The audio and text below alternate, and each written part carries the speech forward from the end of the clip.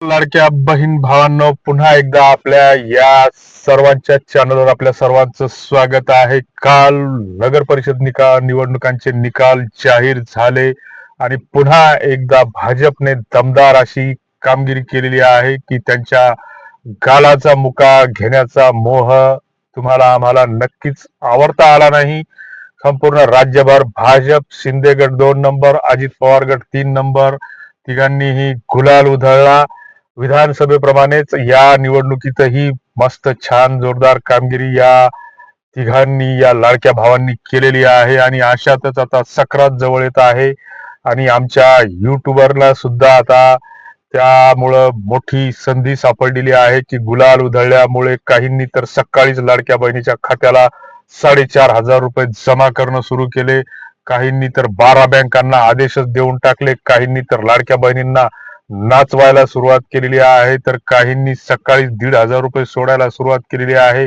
काही भाईताडबेल्यांनी तर 2,100 रुपये आणि 3 महिन्याचे एक खट्यात 6,300 रुपये पण द्यायला सुरुवात केलेली आहे.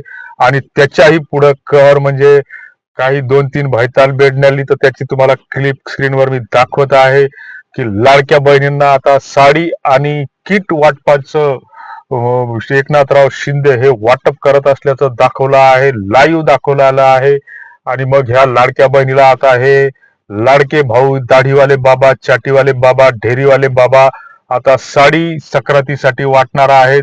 या बेअक्कल लोकांना हे सुद्धा माहित नाही की सक्रातीची साडी नवरा घेत असतो की भाऊ घेत असतो. दिवाळीची साडी माहेरची असते. दिवाळीचं बोनसच यांच्याकडून अजून देणं झालं नाही आणि 12 बँकांना हे आदेश असे सोडतात. हे सरकारला अधिकारात बसतं का हे सुद्धा या भायतडबेल्यांना माहित नाही. आणि आमच्या ज्या काही गावखेड्यातल्या अडाणी अशिक्षित महिला भगिनी असतात तर यांना त्याच्यातलं काही कळत नाही आणि ह्या बिचाऱ्या काहीतरी मिळेल या आशेनं त्या व्हिडिओ पाहत असतात. मात्र हे चोट्टे कुणाची तरी अशी भावनिक दिशाभूल करत आहेत आणि ही दिशाभूल करत असताना या हरामखोरांना लाजा सुद्धा वाटत नाहीत की आपण नेमकं फसवतोय कोणाला. की आधीच हे लोक कुठंतरी कावलेले आहेत. निवडणुकीचा निकाल लागला, त्यांनी सरकारच्या लोकांनी गुलाल उधळला, राजकारण्यांनी गुलाल उधळला, पण आमच्या मनगटाला केव्हाचा शेंदूर लागलेला आहे. रात्रंदिवस आम्हाला बोबलायची पाळी आलेली आहे. टप्पे बदलू बदलू आमचे खांदे गेलेले आहेत. शेतात वावरात लाईट नसते, 17 खेप मोटर चालू करायला जावं लागते. इकडून तिकडून मोटर चालू भिजवणं बंद करून आलं की संध्याकाळी रोही, रानडुकर, हरणं, वानर हे सगळे त्रास देतात.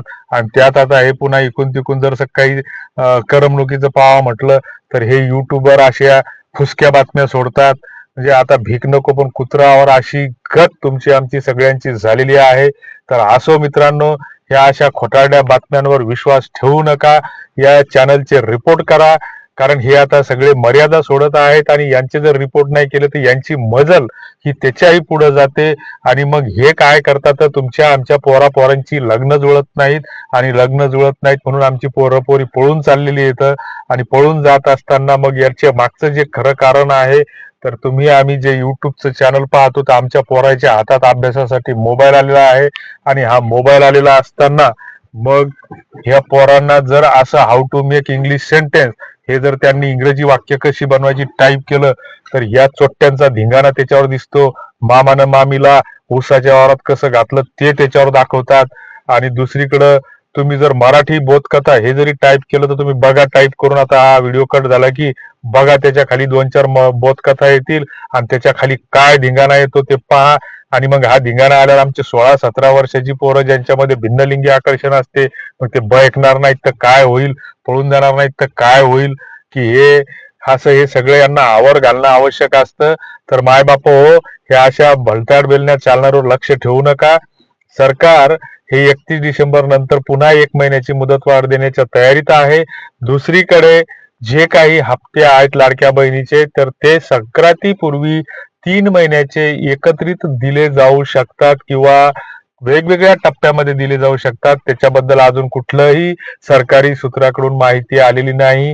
तेव्हा खोट्या अफवांवर विश्वास ठेवू नका. तुर्तास धन्यवाद.